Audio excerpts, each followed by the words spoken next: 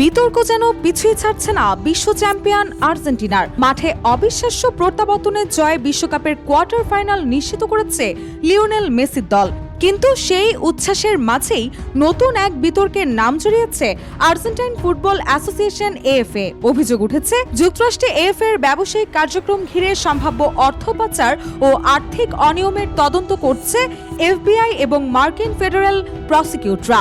যদিও এখন পর্যন্ত কোনো ফৌজদারি অভিযোগ আনা হয়নি। আর্জেন্টিনার সংবাদপত্র লা নাসিওনের প্রতিবেদনে বলা হয়েছে, তদন্তকারীরা যুক্তরাষ্ট্রে এএফএ এর বাণিজ্যিক চুক্তি, স্পন্সরশিপের অর্থ এবং গণমাধ্যম সত্ত্ব থেকে পাওয়া $30 কোটি বেশি মূল্যের লেনদেন পর্যালোচনা করছেন। এর আগে 2025 সালের ডিসেম্বরে সুর ফিনান্সাস সংশ্লিষ্ট পৃথক অর্থ পাচার ও কর ফাঁকি তদন্তে আর্জেন্টিনায় এএফএ সদর দপ্তরেও অভিযান চালানো হয়েছিল।